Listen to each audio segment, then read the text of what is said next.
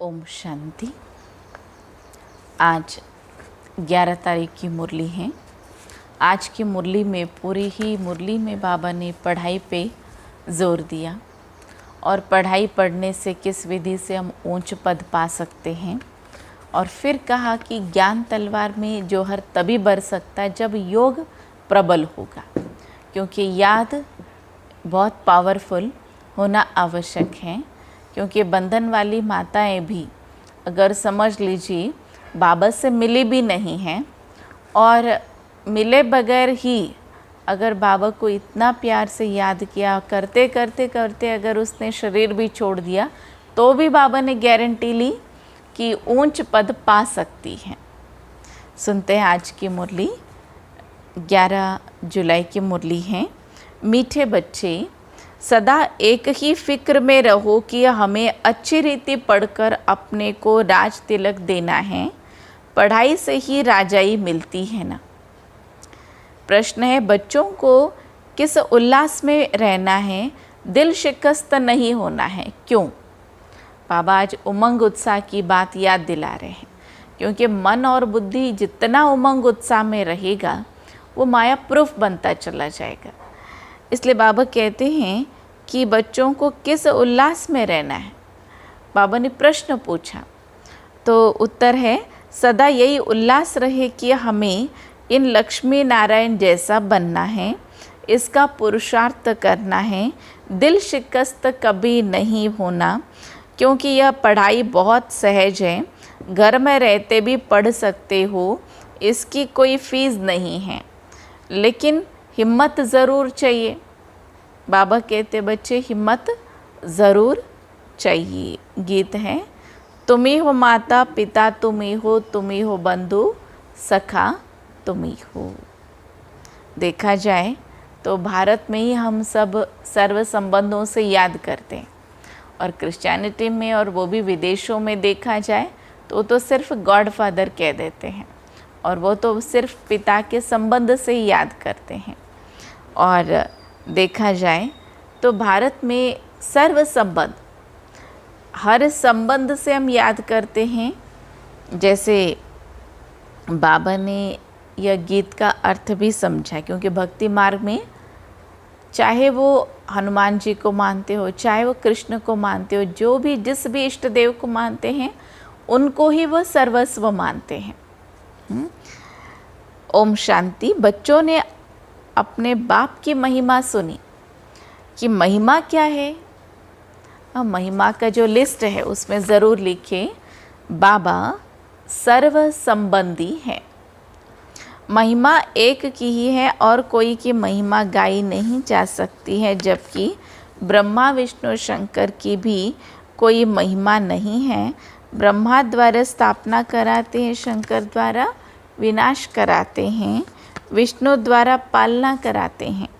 लक्ष्मी नारायण को ऐसा लायक भी शिव बाबा ही बनाते हैं। उनकी ही महिमा है, उनके सिवाय फिर किसकी महिमा गाई जाए। इनको ऐसा बनाने वाला टीचर न हो तो यह भी ऐसे न बने। फिर महिमा है सूर्यवंशी घराने की, जो राज्य करते हैं। बाप संगम पर न आए तो इन्हों को राजाई भी मिल न सकी। और तो किसकी महिमा है नहीं। फॉरेनर्स आदि कोई की भी महिमा करने की दरकार नहीं। महिमा तो है ही एक शिव बाबा की, एक बाप दूसरा न कोई। ऊंचते ऊंच शिव बाबा ही है ना, इसीलिए महिमा में गाते हैं, ऊंचते ऊंच भगवंत। उनसे ही ऊंच पद मिलता, तो इनको अच्छी तरह से याद करना चाहिए ना। क्योंकि माया भी कैसी है, याद में ही विघ्न डालती है, याद बुद्धि में ठहरती नहीं है। क्यों? माया क्या करती है, बुद्धि को कभी भटका देगी, कभी तो क्या करती है, मन बुद्धि को उलझा देगी कि सोचेंगे कि चलो अभी इतने बजे से योग में बैठे, लेकिन तब तक कोई मेहमान आ जाएंगे, मेहमानों के लिए कोई कुछ करना है, कोई ऐसे जो चाय पानी का तैयारी करनी है, तो उसमें ही समय गंवा देते हैं। तो बाबा कहते हैं कि माया तो विभिन्न रूप में आएगी, लेकिन बाबा अलर्ट करा रहे हैं हम बच्चों को। अपने को राजा बनाने के लिए आप ही पढ़ना है ना। जो जितना पढ़ेगा उतना ऊंच पद की प्राप्ति है। जैसे बैरिस्ट्री पढ़ते हैं तो अपने को पढ़ाई से बैरिस्टर बनाते हैं। तुम बच्चे जानते हो शिव बाबा हमको पढ़ाते हैं, जो अच्छी रीति पढ़ेंगे वही ऊंच पद पाएंगे ना। नहीं पढ़ने वाले पद पा न सके। पढ़ने के लिए श्रीमत मिलती है, मूल बात है पावन बनने की, जिसके लिए यह पढ़ाई है। तुम जानते हो इस समय सब तमो प्रधान पतित हैं। अच्छे व बुरे मनुष्य तो होते ही हैं। पवित्र रहने वाले को अच्छा कहा जाता है। अच्छा पढ़कर बड़ा आदमी बनता है तो महिमा होती है। अगर समझ लीजिए परिवार में अगर जो बच्चा पढ़ने के लिए जाता है और वो अच्छे से पढ़ाई की और डॉक्टरेट पद भी पा लिया और फिर अच्छा डॉक्टर बन गया, तो समाज का बहुत कल्याण किया। या फिर स्पेशलिस्ट हैं, चाहे वो हार्ट पे स्पेशलिस्ट हैं, और माँ बाप ने भी बहुत मेहनत से पढ़ाया और बच्चे ने भी अच्छे एक ऊंच पद को प्राप्त किया, तो कितना नामाचार हो जाता है। महिमा तो होती है ना। लेकिन यहाँ जितना भी पढ़ लिख करके बड़े हो जाए या ऊंच पद पा ले, बाबा कहते हैं सबके सब है तो पतित। लेकिन जो बाप आकर के हम बच्चों को सत्युग के लिए जो तैयार करते हैं, सब के सब सत्युग में पवित्र आत्माएं हैं। इसीलिए उन पवित्र आत्माओं का जो गायन है कब से कब तक है, हम मनन चिंतन करें तो द्वापर युग से लेकर के कलयुग अंतिम समय तक यह महिमा है, पूजन भी है, गायन पूजन भी है। इसीलिए देवताओं की महिमा कैसे की गई है। कमल नयन, कमल चरण, कमल वदन, कमल मुख, एक एक अंग को भी कमल कहा गया। क्यों कहा? क्योंकि पवित्र जीवन था। सत्युग में है पावन, वहाँ कोई किसकी महिमा नहीं करते हैं। यहाँ बाबा कहते हैं यहाँ पवित्र सन्यासी भी हैं, अपवित्र सन्यासी गृहस्थी भी हैं। तो पवित्र की महिमा गाई जाती है। वहाँ तो यथा राजा रानी तथा प्रजा होते हैं, सबके सब पवित्र होते हैं। और कोई धर्म नहीं जिसके लिए पवित्र और अपवित्र कहे। यहाँ तो कोई गृहस्थियों की भी महिमा गाते रहते हैं। उनके लिए जैसे वही खुदा या अल्लाह हो जाते हैं। परंतु अल्लाह को तो पतित पावन लिबरेटर या गाइड कहा जाता है ना। वह फिर सब कैसे हो सकते, मनुष्य कैसे हो सकते? मुक्तिदाता भी हो गया, गाइड भी हो गया, या फिर पतित पावन भी हो गया, ऐसे मनुष्य नहीं हो सकते। तो अभी बाबा ने क्या समझाया कि शिव बाबा की जो महिमा है वो महिमा हम इंसान के ऊपर नहीं कर सकते। ठीक है, उसने अगर एक समाज का जो है उद्धार किया और समाज कल्याण के लिए कोई ऐसा जो उसने गरीबों को खाना खिला दिया, गरीबों को कोई नौकरी आदि दिला दी, इस तरीके से कोई कारोबार आदि अगर उन्होंने की हैं तो वैसे महिमा कर देंगे, तो जैसे कि भगवान जैसे हैं। लेकिन भगवान का टाइटल मिलने से वह भगवान नहीं है। या फिर जैसे कि उनके व्यवहार को देख करके, दान का संस्कार देख करके कोई अलग अलग टाइटल दे देवे, उनके अच्छाइयों को देख करके टाइटल दे देवे, लेकिन वो वैसे बन नहीं सकता है। हाँ, तो भगवान नहीं बन सकता। इसलिए बाबा कहते हैं दुनिया में कितना घोर अंधकार है, इंसान को भी भगवान कह देते। तो मनुष्य मत क्या है, इंसान को भी भगवान मान लेना, ये मनुष्य मत है। श्रीमत बाबा कहते भगवान भगवान है और आत्मा इंसान इंसान है, मनुष्यात्माएं अलग हैं। अभी तुम बच्चे समझते हो तो बच्चों को यह होना रहना चाहिए, चिंता होनी चाहिए, हमको पढ़कर अपने को राजा बनाना है। जो अच्छी रीति पुरुषार्थ करेंगे वही राज तिलक पाएंगे ना। बाबा कहते अच्छी रीति पुरुषार्थ करने वाले बच्चे राज तिलक को प्राप्त करेंगे। बच्चों को उल्लास में रहना चाहिए, हम भी इन लक्ष्मी नारायण जैसे बनेंगे। इसमें मूंझने की दरकार ही नहीं, ओहो अन्य सभी तो बन जाएंगे, हमारी बस की नहीं और हम नहीं बन सकते। इस तरीके से अपने आप के लिए नेगेटिव विचार नहीं करना है और हमें तो पॉजिटिव ही रहना है, पुरुषार्थ करना है, दिल शिकस्त नहीं होना। यह पढ़ाई ऐसी है, खटिया पर सोए हुए भी पढ़ सकते हो। अब जैसे कि इस मुरली को सुन करके सब लेट लेट करके नहीं योग अभ्यास या फिर वो करना, मुरली पढ़ना, लेकिन बाबा का भाव क्या है। जैसे अगर कोई बुज़ुर्ग है वो चल फिर नहीं सकता तो बाबा ने कहा बच्चे कोई बात नहीं, तुम बेड पे लेटे लेटे भी सुन लो। अच्छा, कोई बहुत बीमार है, युवा तो है लेकिन बहुत बीमार है, उसके दोनों पैरों में जो है कोई प्रॉब्लम है या चल नहीं सकता है, तो तब बाबा ने क्या कहा बच्चे ठीक है कोई बात नहीं, तुम लेटे लेटे भी सुन सकते हो। तो ऐसे परिस्थितियों के लिए बाबा ने कहा कि लेटे भी तुम कर सकते हो, पढ़ सकते हो, पढ़ लो। इस पढ़ाई को पढ़ो, किसी भी विधि से पढ़ो लेकिन पढ़ो तो सही। इसीलिए बाबा फोर्स भर रहे हैं, लेकिन ऐसा नहीं कि बिल्कुल स्वस्थ हो, युवा हो और वो कहे आज तो बाबा ने कहा है लेट के पढ़ो, तो भाई हम तो जी आजकल जो है व्हाट्सएप में और यूट्यूब में ही हम लोग मुरलियाँ सुनते हैं, तो चलो भाई लेट लेट के हम मुरली सुनते हैं, पुरुषार्थ करते हैं। नहीं, बाबा हम बच्चों को अटेंशन खिंचवा रहे हैं इस बात पे कि पढ़ाई पढ़ो, किसी भी हालत में पढ़ाई पढ़ो। यहाँ तक कि बाबा ने ये भी कहा कि 7 रोज़ की भट्टी में बैठो, अर्थात 7 डेज़ का कोर्स कर लो। और अगर आप आर्मी में हो तो कहीं पर भी कोई भी देश विदेश में भी रह करके आप अपनी ड्यूटी को निभाते हुए भी बाबा को याद कर सकते हो। 7 दिवस का पहले कोर्स कर लो, ये बाबा ने समझाया। अच्छा, फिर बाबा कहते हैं दिल शिकस्त नहीं होना, यह पढ़ाई ऐसी है तो खटिया पर भी लेटे पढ़ सकते हैं, विलायत में रहते भी पढ़ सकते हो, घर में रहते भी पढ़ सकते हो, कहीं पर भी रहो लेकिन पढ़ाई पढ़ सकते हो। इतनी सहज पढ़ाई है ना।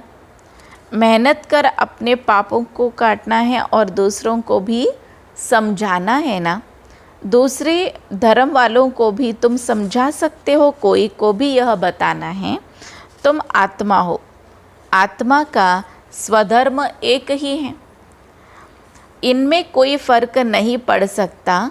शरीर से ही अनेक धर्म होते हैं, आत्मा तो एक ही है, सब एक ही बाबा के बच्चे हैं। आत्माओं को बाबा ने एडॉप्ट किया है, इसलिए ब्रह्मा मुख वंशावली गाई हुई है। तो देखिए बाबा क्या कहते हैं। बाबा ने एक बात तो ये समझाई कि मेहनत कर अपने पापों को काटना है और दूसरों को भी समझाना है। तो बाबा कहते दूसरों को भी समझाना, जैसे कि आप सब ने कल भी जो एक विशेष सेवा बताई थी आप सब ने किया ही होगा और आज भी आप करेंगे। 10 लोगों को फ़ोन करेंगे और उनको बाबा की विशेष बातों को, खुशी की बातों को उनको फ़ोन पे ही सुना देंगे। और हर एक आत्मा को जैसे ये रियलाइजेशन हो, हाँ परमात्मा पिता आ चुका है और वो सतयुग का जो बादशाह ही है, वर्षा जो है देने के लिए ही आए हैं और कहीं हम न रह जाए इस बात का उनके अंदर अलर्टनेस आ जाए, ताकि आप अपना जो फ़र्ज़ तो अदाई करो।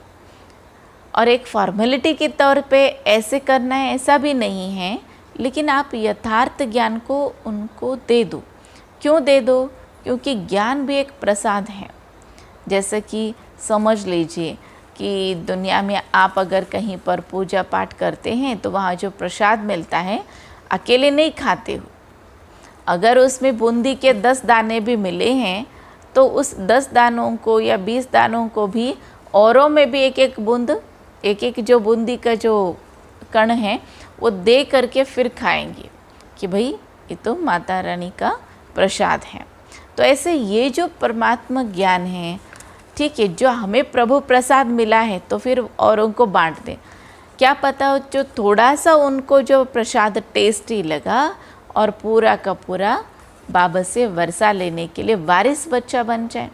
अब ये नहीं सोचना कि बाबा मैंने अगर औरों को वारिस बना दिया तो मेरा जो है नंबर कट जाएंगे, या फिर मैं जो है ऊंच पद कैसे प्राप्त करूंगा, या फिर मैं जो है ये नहीं सोचना कि अन्य सभी ने अगर ऊंच पद प्राप्त कर ली मेरा पद का क्या होगा। नहीं, जितना औरों को ऊंच बनाते हैं, ऊंच पद की प्राप्ति दिलाते हैं, हमारा तो और भी ऊंचा हो ही जाता है। इसलिए बाबा ने 108 मणि की माला की जब बात कही तो बाबा ने बोला इतने सारे बच्चे मेरे हैं और अगर समझ लीजिए कि इतना अच्छे से पुरुषार्थ करते हैं, अन्य आत्माओं की सेवा करते हैं, तो बाबा 108 मणि की 1 माला 2 माला 3 माला नहीं, बाबा कहते बहुत सारी लड़ियाँ मैं बना दूंगा।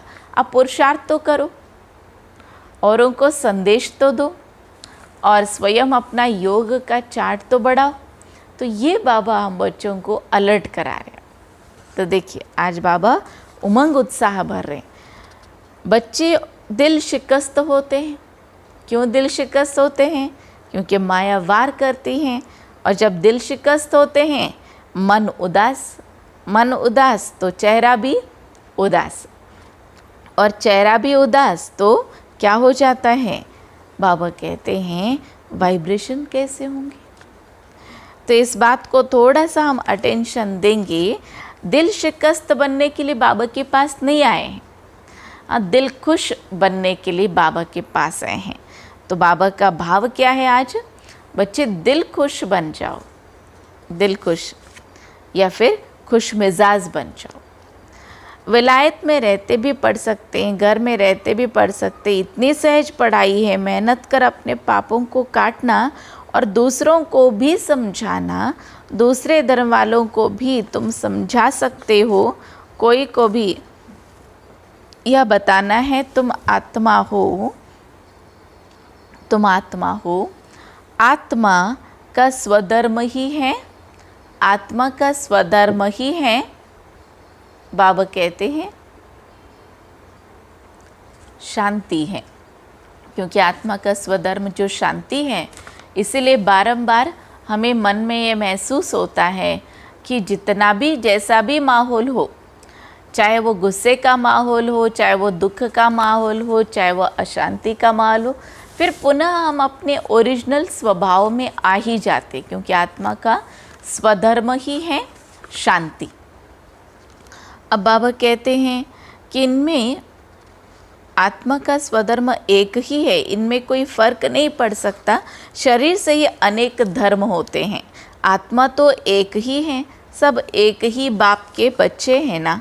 आत्माओं को बाबा ने एडॉप्ट किया है, इसलिए ब्रह्मा मुख वंशावली गाए जाते हैं।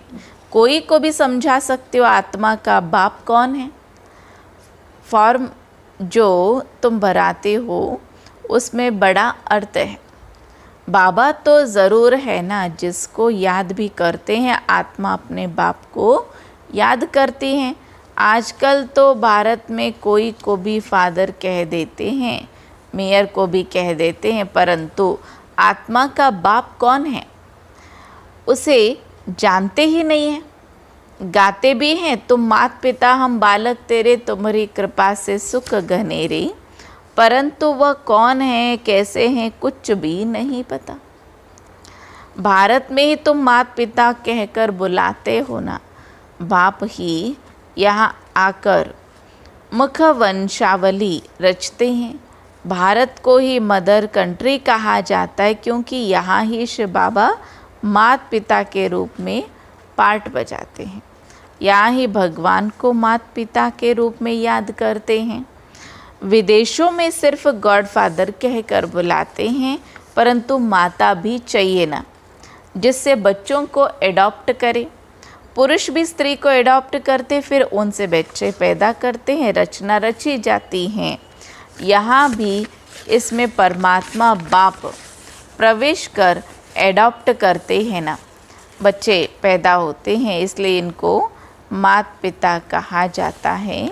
वह है ही आत्माओं का बाप। फिर यहाँ आकर उत्पत्ति करते हैं ना, यहाँ तुम बच्चे जानते हो, तुम बच्चे बनते हो तो फादर और मदर कहा जाता है ना, क्योंकि हम सब बच्चे हैं। तो शिव बाबा को क्या कहते हैं? माता पिता कहते हैं। तो ऐसे माता पिता का बनने की खुशी कितनी है, लेकिन माया ऐसी है जो चेहरा ही क्या कर देता है, उदास करके चला जाता है। बाप के सामने बैठे कैसे हैं? कोई कोई बच्चे कितना खुश मिजाज रहते हैं। बाबा कहते हैं कि आत्मा शांत स्वरूप हैं और मूलतः शांति धाम के निवासी। वह तो है स्वीट होम, जहाँ सब आत्माएं रहती हैं।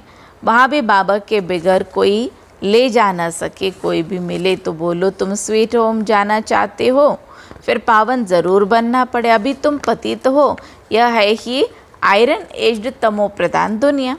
अभी तुमको जाना है वापस घर। आयरन एज्ड आत्माएं तो वापस घर जा न सके। आत्माएं स्वीट होम में पवित्र ही रहती हैं। तो अब बाबा समझाते हैं, बाबा की याद से विकर्म विनाश होंगे।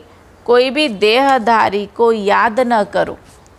बाबा को जितना याद करेंगे उतना पावन बनेंगे ना, और ऊंच पद पाएंगे नंबर 1। सुना सबने? बाबा ने कितनी अच्छी बात बताई। लक्ष्मी नारायण के चित्र पर कोई को भी समझाना सहज है। अभी कोई जाके हम प्रदर्शनी नहीं लगा रहे हैं, लेकिन बाबा कहते हैं लक्ष्मी नारायण के चित्र पर भी आप समझा सकते हो। देखिए, जैसे कि ऑनलाइन में आजकल इतने सारे क्लासेस हो रहे हैं, उसमें कितने सारे साइंस के साधन ऐसे हैं जो पीपीटी अर्थात इतने सारे चित्र हम दिखाते हुए भी क्लास करा ही रहे हैं। हमारे अलग अलग फैकल्टीज़ इतने सारे जो स्पीकर्स क्लास करा रहे हैं, और हमारे डॉक्टर मोहित गुप्ता जी के भी अलग अलग टॉपिक पे क्लास आ रहे हैं। शिवानी दीदी जी का तो है ही, अन्य सभी भाई बहनें खूब सेवाएं कर रहे हैं। क्या पता किसका तीर कहाँ पर किसको लग जाए, और कौन कौन ऐसे जो इष्ट देव हैं, उनके जो भी भक्त कौन कौन कहाँ कहाँ बैठे हुए हैं, वो भी बाबा के पास आ जाए, बाबा का ज्ञान को प्राप्त कर ले। बाबा कहते हैं, यह लक्ष्मी नारायण का चित्र बहुत अच्छा है। भारत में इनका राज्य था। यह जब राज्य करते थे तो विश्व में शांति थी। विश्व में शांति बाबा ही कर सकते हैं, और कोई भी की ताकत ही नहीं। अभी बाबा हमको राजयोग सिखला रहे हैं। नई दुनिया के लिए राजाओं का राजा कैसे बन सकते हैं वो बतलाते हैं ना। बाबा ही नॉलेजफुल है, परंतु उनमें कौन सी नॉलेज है यह कोई नहीं जानते। सृष्टि के आदि मध्य अंत की हिस्ट्री ज्योग्राफी बेहद का बाप ही सुनाते हैं। मनुष्य तो कभी कहेंगे सर्वव्यापी हैं, यह कहते सबके अंदर को जानने वाला है। फिर अपने को तो कह न सके, यह सब बातें बाप बैठ समझाते हैं ना। अच्छी रीति धारण कर और हर्षित होना है। इन लक्ष्मी नारायण का चित्र जैसे सदैव हर्षित मुख वाला होता है, आपका चित्र भी कैसा हो, अर्थात आपका चेहरा भी खिला हुआ हो, हर्षित मुख वाला हो। स्कूल में उच्च दर्जा पढ़ने वाला कितना हर्षित होंगे। बाबा बारंबार याद दिला रहे कि बच्चे हर्षित मुख होकर बैठो। दूसरे भी समझेंगे यह तो बहुत बड़ा इम्तहान पास करते हैं। उन चेहरों को देख कर के लोगों को भी क्या लगेगा, ज़रूर कुछ इन्होंने प्राप्त कर लिया। अगर समझ लीजिए जिस किसी को अगर लॉटरी लग गया हो और वो कुछ नहीं बता रहे हो, सबके सामने छिपा रहे हो, लेकिन फिर भी लोग क्या कहेंगे, क्या बात है, आज क्यों इतना खुश हैं, कौन से ऐसी लॉटरी लग गई, या फिर कोई भी अगर मिलते हैं तो यही बात जिक्र करेंगे कि क्या ऐसी बात है, जो ऐसी क्या पा लिया, ऐसी क्या चीज़ पा लिया जो इतने खुश हो। तो हम भी अपने आप को चेक करें, कौन सी बात, कि हमने अगर बाबा को पा लिया तो सब कुछ पा लिया, क्या मुझ आत्मा को यह खुशी और नशा है। दूसरे भी समझेंगे ये बहुत बड़ा इम्तहान पास करते हैं, यह तो बहुत ऊंची पढ़ाई, फीस आदि की कोई बात ही नहीं, सिर्फ हिम्मत की बात है ना। अपने को आत्मा समझ, बाबा को याद करो बस, जिससे ही माया विघ्न डालती। बाबा कहते बच्चे पवित्र बनो, बाबा से प्रतिज्ञा कर फिर काला मुँह कर देते हैं। बहुत ज़बरदस्त माया है, फेल हो जाते हैं तो फिर उनका नाम ही, बाबा कहते उनका नाम ही गाया जा, फेल हो जाते हैं तो फिर उनका नाम नहीं गाया जाता ना। जिन्होंने अच्छे से अच्छे नंबर से पास किया तो उनकी तो महिमा होगी। फलाने फलाने शुरू से लेकर बहुत अच्छे चल रहे हैं, महिमा गाई जाती हैं। बाबा कहते हैं अपने लिए आप ही पुरुषार्थ कर राजधानी स्थापन करनी है, पढ़ाई से ऊंच पद पाना है ना। इसलिए बाबा मनोहर दादी को, दादी गुलजार को, दादी कुमार का, दादी जानकी, अब जैसे ही चंद्रमणि दादी, तो इन सब का नाम अक्सर करके मुरली में उच्चारण करते हैं। तो देखिए बाबा कहते हैं यह है ही राजयोग, प्रजा योग नहीं, परंतु प्रजा भी तो बनेंगे ना। शक्ल और सर्विस से मालूम पड़ जाता है कि यह क्या बनने वाले हैं, क्या बनने के लायक हैं, कितने खुशी में रहते हैं। खुशी से जैसे बाबा कहते हैं कि देवताओं के जैसे हर्षित मुख होकर रहना है।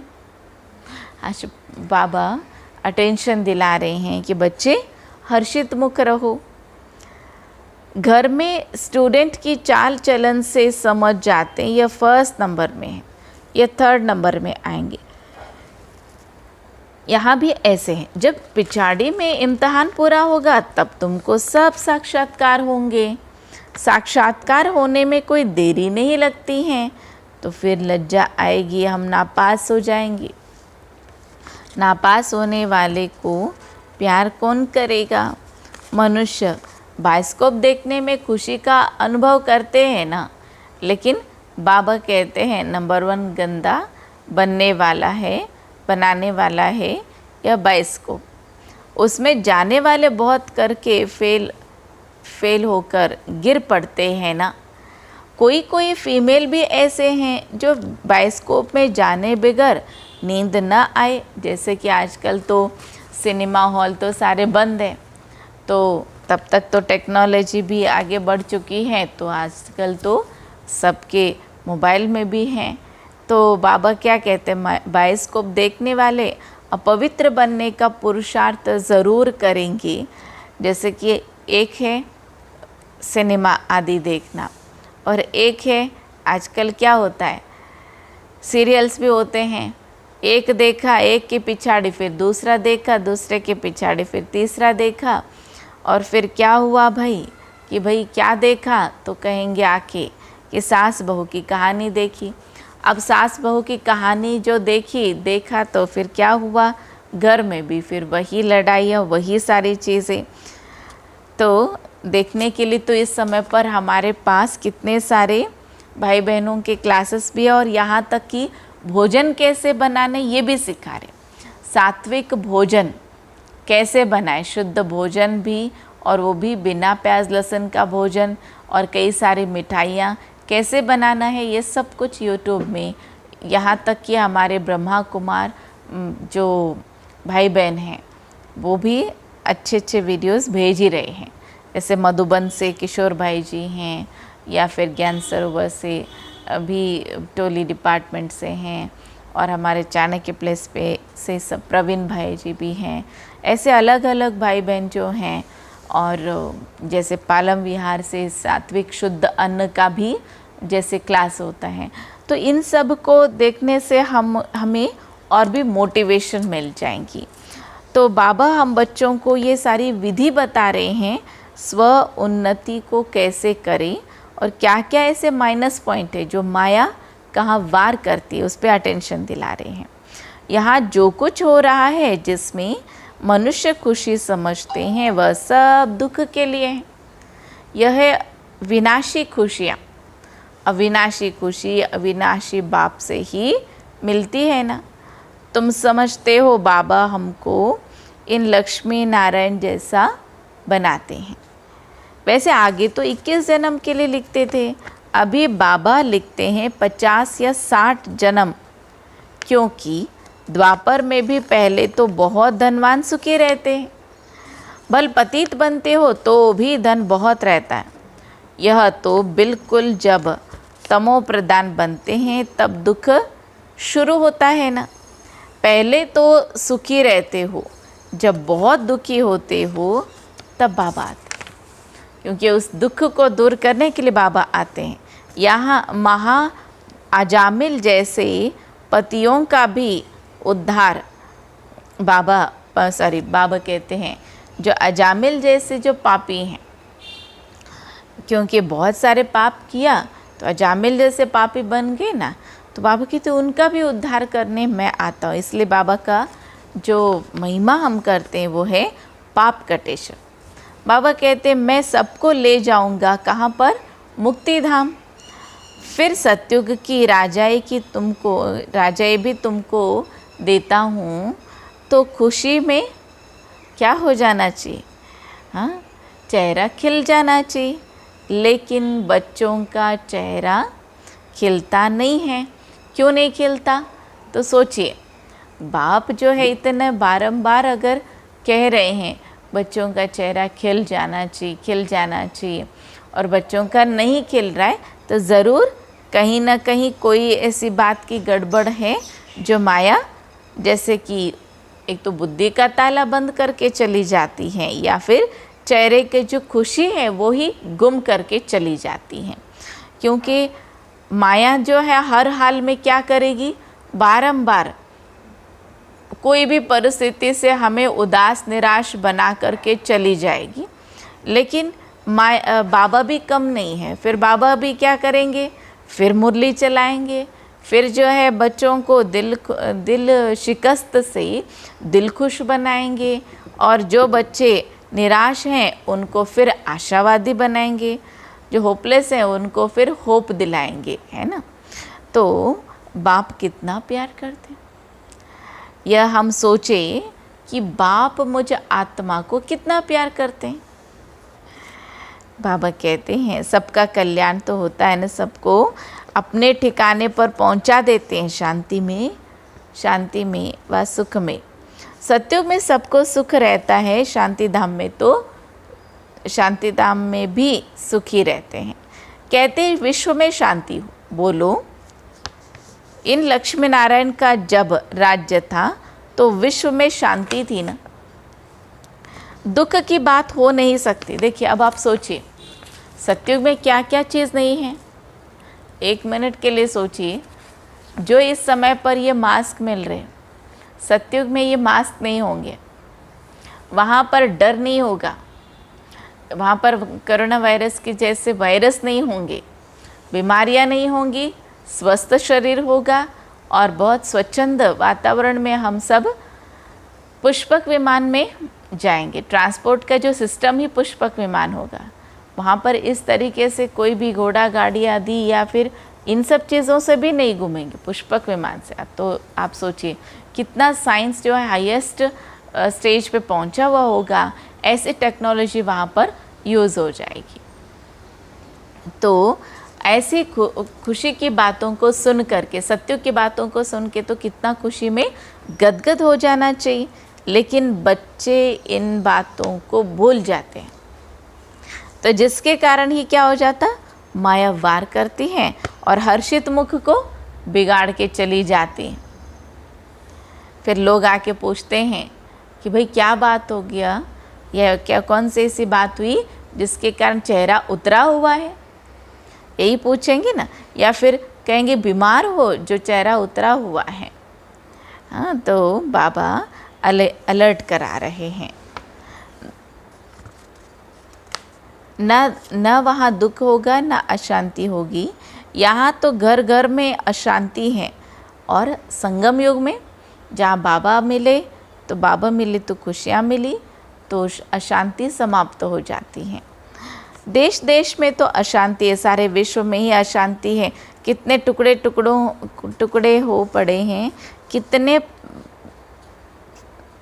फ्रैक्शन हैं। 100 माइल्स पर भाषा अलग है। बाबा कहते हैं भारत की प्राचीन भाषा संस्कृत, अब कहते हैं भारत की प्राचीन भाषा संस्कृत है। अब आदि सनातन देवी देवता धर्म का ही किसको पता नहीं है, तो फिर कैसे कह सकते हैं कि प्राचीन भाषा संस्कृत है। बाबा कहते नहीं, वो तो वहाँ पर शुद्ध हिंदी की भाषा ही चलती है। तुम बता सकते हो आदि सनातन देवी देवता धर्म कब था? तुम्हारे में भी नंबरवार है, कोई तो डल हेड भी होते हैं, देखने में भी आता है यह जैसे कि पत्थर बुद्धि हैं। अज्ञान काल में भी कहते हैं ना, हे भगवान इनकी बुद्धि का ताला खोलो। अब बाप तुम सब बच्चों को ज्ञान की रोशनी देते हैं, उससे ही ताला खुल जाता है। देखिए बाबा ने क्या कहा, ज्ञान की रोशनी देते हैं, उससे बुद्धि का ताला खुल जाता है। सबसे पहले रोशनी दी स्वयं का ज्ञान कि मैं कौन, मैं एक आत्मा। फिर परमात्मा कौन, परमात्मा ऊंचते ऊंचे सर्वशक्तिमान है, सर्व संबंधी हैं, सर्वज्ञ है। अच्छा, फिर संपूर्ण सृष्टि चक्र का ज्ञान। कितना बाबा ने क्लियर कॉन्सेप्ट हम सब बच्चों को दी है, बस करने वाले, पुरुषार्थ करने वाले बातों में अंतर पड़ जाता है। क्योंकि माया भी हर क्षेत्र में, हर फील्ड में, हर क्षणे क्षणे जो है वार करती जा रही है। तो इसलिए बाबा कहते हैं कोई कोई की बुद्धि खुलती नहीं। कहते हैं बाबा आप बुद्धिवानों की बुद्धि हो, हमारे पति की बुद्धि का ताला खोलो। तो बाबा कहते मैं इसके लिए थोड़ी ना आया हूँ जो एक एक की बुद्धि का ताला बैठ के खोलूँ। फिर तो सबकी बुद्धि खुल जाए तो सबके सब राजा महाराजा बन जाए। तो बाबा ने इसको स्पष्ट समझाया। उनको सतयुग में आना ही नहीं होगा तो हम ताला कैसे खोलेंगे? सतयुग में नहीं आना है तो ज्ञान में नहीं सुनेंगे। जैसे कई लोगों के मन में ये होता है ना, परिवार में ये चल रहे हैं, बच्चे चल रहे हैं, पति चल रहा है या पत्नी चल रही है, तो उनके मन में ये रहता है कि जो ज्ञान में नहीं चल रहे हैं उनके लिए हम कोई ना कोई ऐसी विधि बनाएं जिससे वो ज्ञान मार्ग में जुड़ जाए। अब इतने लाख कोशिशों के बावजूद भी अगर वो ज्ञान मार्ग में नहीं चले तो बाबा भी क्या कहेंगे? तो बाबा कहेंगे बाबा बच्चे इनका तो पार्ट ही नहीं है सतयुग में, तो तुम क्यों उनके पीछे पड़े हुए, तुम छोड़ दो। छोड़ दो का मतलब ये नहीं है, शुभ भावना शुभ कामना तो रखेंगे, उसको उस पजल में नहीं रहना, ये क्यों ज्ञान में नहीं चल रहे, ये है, उन बातों में नहीं जाना है। तो बाबा कहते हैं बच्चे क्या करो, अब क्या करो कि अच्छे से पुरुषार्थ करो और कराओ। बाबा कहते हैं कि अच्छी रीति पढ़ो और पढ़ाओ। स्कूल में भी नंबरवार तो होते हैं, ये पढ़ाई है ना, प्रजा भी बनना है। सबका ताला खुल जाए तो प्रजा कहाँ से आएंगी? यह तो कायदा नहीं है। तुम बच्चों को पुरुषार्थ करना है। हर एक के पुरुषार्थ से जाना जाता है। जो अच्छी रीति पढ़ते हैं उनको जहाँ तहाँ बुलाया जाता है। बाबा जानते हैं कौन कौन अच्छी रीति सर्विस कर रहे हैं। बच्चों को अच्छी रीति पढ़ना है। अच्छी रीति पढ़ेंगे तो घर ले जाऊंगा, फिर स्वर्ग में भेज दूंगा। नहीं तो सज़ाएं बहुत कड़ी हैं ना, पद भी भ्रष्ट हो जाएगा। स्टूडेंट को टीचर का शो निकालना है। गोल्डन एज में पारस बुद्धि थे, अभी है आयरन एज, तो यहाँ गोल्डन एज बुद्धि हो कैसे सकती है। विश्व में शांति थी, जबकि एक राज्य, एक धर्म, एक मत था। अखबार में भी तुम डाल सकते हो, भारत में जब इनका राज्य था तो विश्व में शांति थी। आखिर समझेंगे ज़रूर। तुम बच्चों का नाम बाला होना है ना, उस पढ़ाई में कितने किताब आदि पढ़ते हैं, 6 सब्जेक्ट होंगे, उनको कितना पढ़ते रहते हैं। यहाँ तो कुछ नहीं है, पढ़ाई बिल्कुल सहज है ना। बाकी याद में अच्छे महारथी भी फेल हैं, याद का जौहर चाहिए। तो आज बाबा ने फोकस कराया कि याद का जौहर नहीं होगा तो ज्ञान तलवार चलेगी नहीं, बहुत याद करे तब जौहर आए। भल बंधन में भी हैं, फिर भी याद करते रहते तो बहुत फ़ायदा होगा। कभी बाबा को देखा भी नहीं है, मधुबन भी नहीं गए हैं।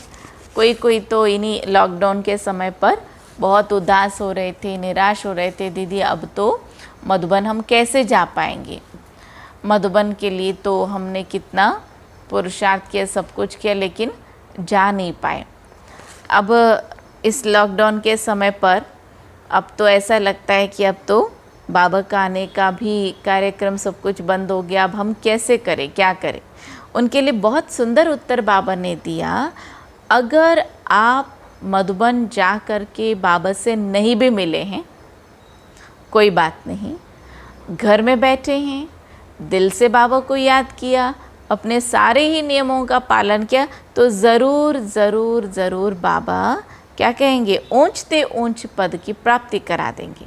क्योंकि याद बहुत करते हैं, बाबा की याद में प्यार के आंसू बहाते हैं, वह आंसू मोती बन जाते हैं और बाबा के प्रेम भरी डिब्बे में भर जाते हैं।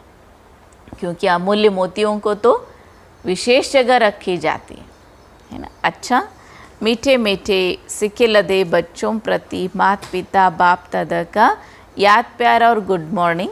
रूहानी बाप की रूहानी बच्चों को नमस्ते। हम रूहानी बच्चों की रूहानी बाप को नमस्ते नमस्ते नमस्ते। अच्छा, तो प्यारे बाबा ने आज हम सब बच्चों को कितने उमंग उत्साह से कई सारी बातें समझाई, बंधन वाली माताओं के लिए भी समझाया और काफ़ी सारी ऐसे अलर्ट करने वाली बातें बाबा ने सुनाई। धारणा है, अपने लिए स्वयं ही पुरुषार्थ कर ऊंच पद पाना है। देखा जाए तो क्या है, यही रहम है ना। पढ़ाई से स्वयं को राज तिलक देना है और चेहरा कैसा हो तो हम स्वयं अपने आप को देखें। ज्ञान को अच्छी रीति धारण कर सदा हर्षित रहना है कि कौन मिला है हमें। दुखी होकर के नहीं जीना है, सुखी होकर के जीना है। हाँ, ज्ञान तलवार में याद का जौहर भरना, याद से ही बंधन काटने हैं। कभी भी गंदे बायोस्कोप देख अपने संकल्पों को अपवित्र नहीं बनाना है। देखिए बाबा हम बच्चों को कितना ना प्यार कर रहे हैं और फिर समझाते हैं कि बच्चे ये नहीं करना, ये नहीं करना, ये करना। क्या प्रॉफिट है, क्या लॉस है, ये दोनों ही बाबा ऐसा अकाउंट हमें सिखा देते हैं, है ना। बेस्ट बिजनेसमैन भी है बाबा। अच्छा, बाबा कहते हैं सदा हर्षित रहना, ज्ञान तलवार में याद का जौहर भरना, याद से ही बंधन काटने हैं। कभी भी गंदे बायोस्कोप नहीं देखना, बाबा ने ये बताया, इसको हम धारण करेंगे।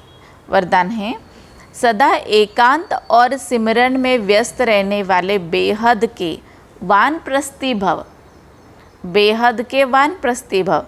वर्तमान समय के प्रमाण आप सब वानप्रस्थ अवस्था के समीप हो। वानप्रस्थी कभी गुड़ियों का खेल नहीं खेलते, वे सदा एकांत और, बाबा कहते एकांत और सिमरन में रहते हैं। सिमरन अर्थात यहाँ पर ऐसे नहीं कि राम राम राम करके सिमरन करें, नहीं, लेकिन मैं आत्मा हूँ, परमात्मा की याद में हूँ, परमात्मा मेरे पिता हैं, इस बात की एक अटूट विश्वास के साथ, निश्चय के साथ योग में मगन होना। आप सब बेहद के वानप्रस्थी सदा एक के अंत में अर्थात निरंतर एकांत में रहो, साथ साथ एक का सिमरन करते हुए स्मृति स्वरूप बनो। सभी बच्चों प्रति बाप दादा की यही शुभ आशा है कि अब बाप और बच्चे समान हो जाए, सदा याद में समाये रहे। समान बनना ही समाना है, समान बनना ही समाना है, यही वानप्रस्थ स्थिति की निशानी। आज बाबा ने समान बनना ही समाना है, बाप के समान बनना ही समाना है, ये बाबा ने प्रेजेंट। स्लोगन है, आप हिम्मत का एक कदम बढ़ाओ तो बाप मदद के 1000 कदम बढ़ाएंगे। बाबा मदद के 1000 कदम बढ़ाएंगे, तो इसके लिए हिम्मत का एक कदम रखेंगे तो 1000 कदम बाबा की पालना, बाबा का परवरिश हम सब बच्चों को मिलती रहेगी। तो कैसे मिलेगी? तो चलिए आज हम जो मुरली है, मुरली के आधार से सर्व संबंध किसके साथ? बाबा के साथ। और जब हम सर्व संबंध रखते हैं तो सरल तरीके से बाबा की याद आ ही जाती है। तो आज पूरी दिन की दिनचर्या में कर्म योग भी करेंगे। हर कर्म करते समय पर कैसे कैसे किसने अभ्यास किया, यह आप सभी हमें वीडियो में या फिर जैसे भी लिख करके मुझे मेरे ही व्हाट्सएप पे भेजेंगे और मैं उसको देखूं कि कौन कैसे क्या पुरुषार्थ कर रहे हैं। अच्छा, ओम शांति।